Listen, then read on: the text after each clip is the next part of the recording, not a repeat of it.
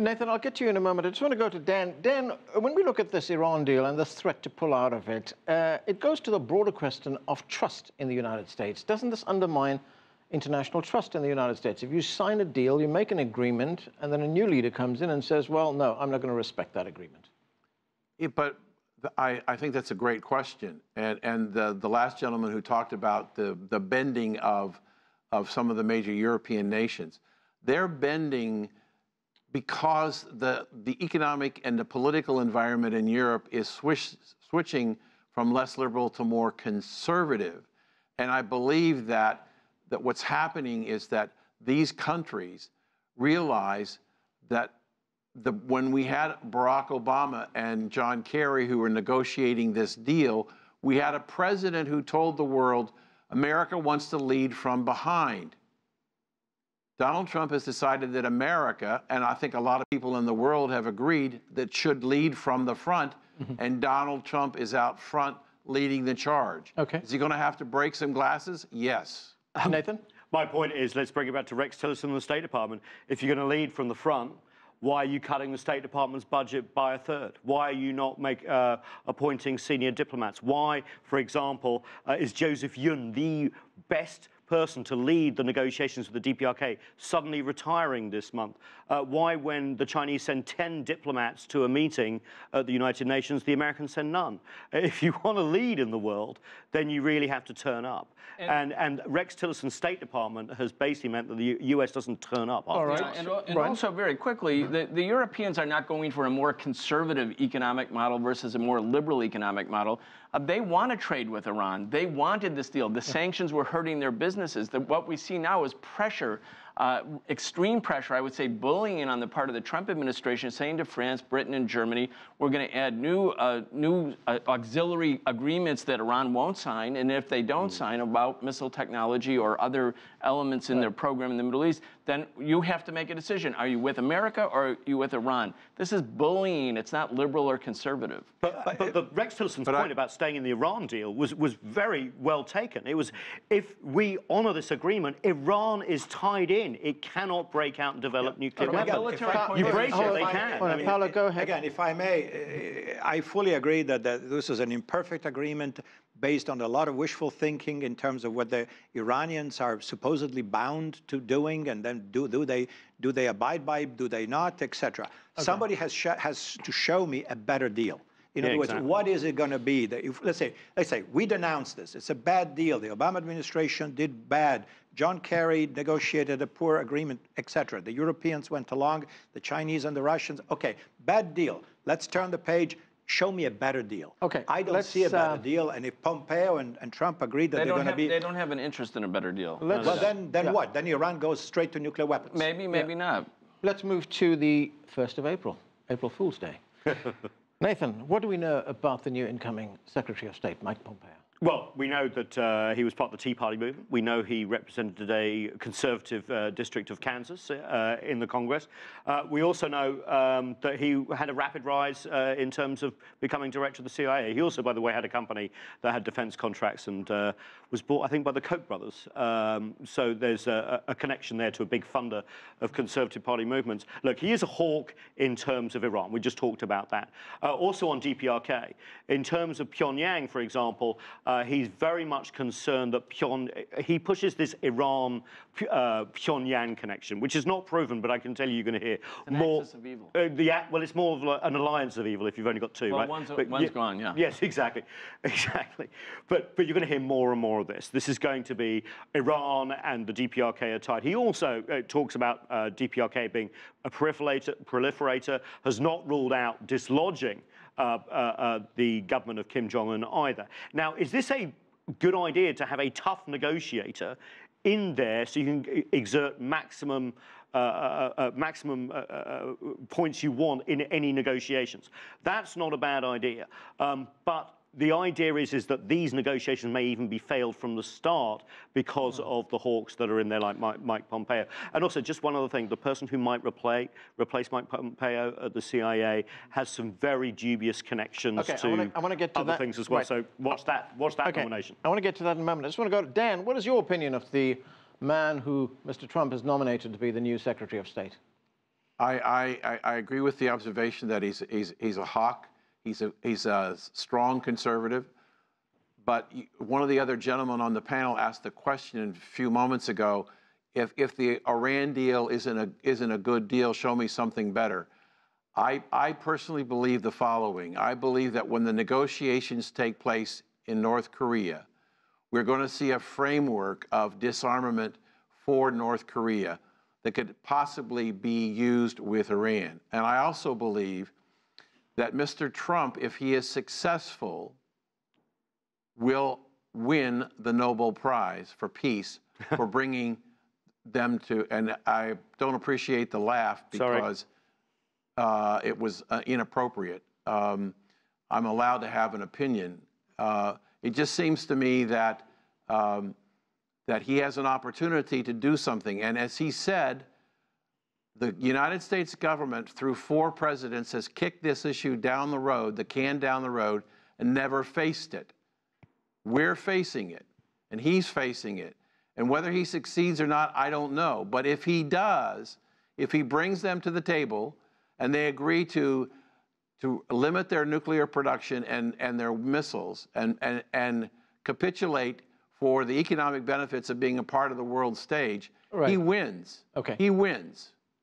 Brian, I'm going to go to something that Nathan talked about just a moment ago. That is the person who's going to succeed Mike Pompeo as director of the CIA. The nominee is Gina Haspel. This is what the New York Times said about her when she was appointed deputy director of the CIA.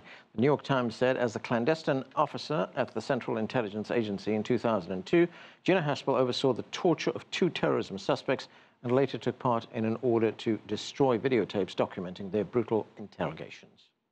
Yes.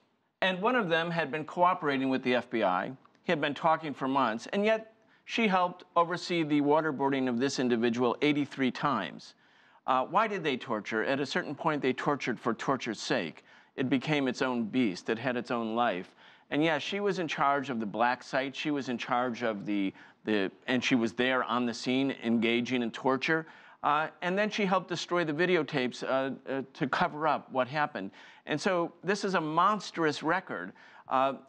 Unfortunately, President Obama, when he came in, said, let's move forward instead of holding people accountable. So when torturers can get away with torture, which is illegal, of course, immoral, unethical, illegal, they can rise again. And we heard Donald Trump on the 2016 campaign saying, torture works. Well, now he's brought back as the head of the CIA, the person who was personally engaged in overseeing black site secret prisons that engaged in the most horrendous torture, leading to the murders, the homicidal end of individuals' lives, not to mention the terrible pain inflicted by powerless people. Nathan, this is a position that has to be confirmed by the Senate. Mm-hmm. Is it going to be confirmed? John McCain, a war hero who here in the United States, who was kept captive by the Vietnamese, has already come out and says this is one of the darkest chapters in U.S. history, and is going to lead the fight if he's unwell. But against her confirmation, I expect a big fight.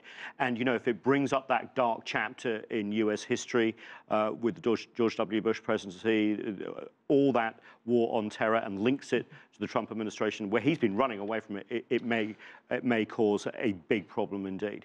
All right. Just one other thing. Go ahead. I just want to add about Mike Pompeo. We haven't talked about China. Watch Mike Pompeo, if he's confirmed on China, he's going to be much more hawkish, along with other appointments that we've seen and promotions like Peter Navarro and others. Talking about China, let's listen to what Rex Tillerson had to say in his final address today to the State Department. Let's watch this. Much work remains to establish a clear view of the nature of our future relationship with China. How shall we deal with one another over the next 50 years and ensure a period of prosperity for all of our peoples, free of conflict between 2 very powerful nations?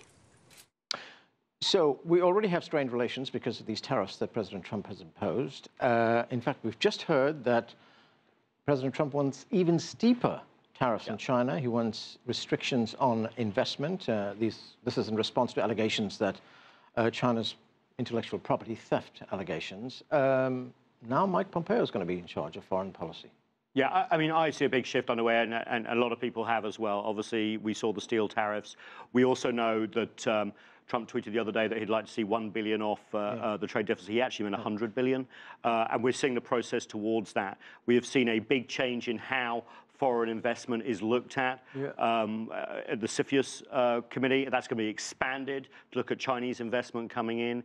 And it looks like we're going to see basically some sort of prevention of China being, or Chinese companies being able to acquire US companies. And that's where most of the technology transfer happens. Okay.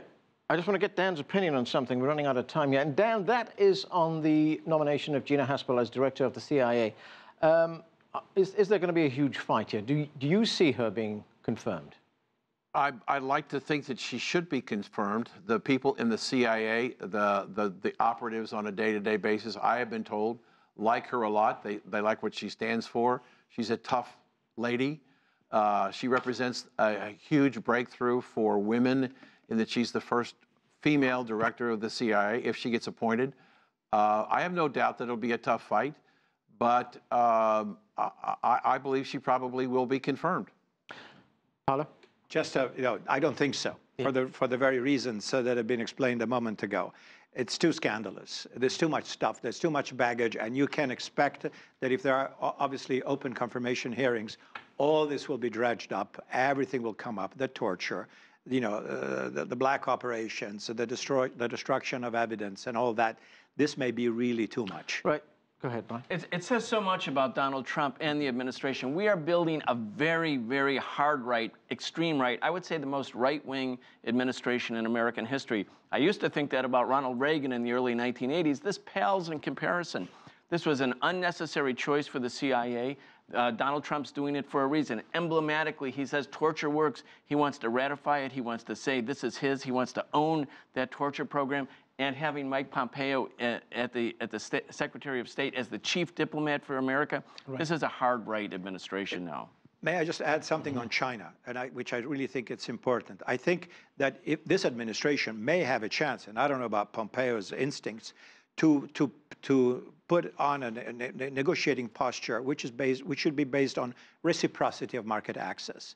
In other words, yes, we got CFIUS here that supervises, that looks at the strategic investments from any country. We've just seen today the Broadcom, deal with Qualcomm being blocked for reasons they're pretty much the same, national security. But it's no mystery that China considers certain sectors of its economy strategic and therefore not open for outside investors, or at least with a lot of restrictions. There is a lot of room for negotiations in terms of in what way China is willing to give in some areas in return for allowing Chinese investments in the United States. In other words, I don't think this is a done deal. It depends on how smart the negotiators are here in the U.S. and dealing with a growing China. And if they have a desire for a negotiated outcome, because without the desire, without the will, without the desire for it, while possible, it won't happen. But the thing is this, very quickly, Dan, I've got 10 seconds.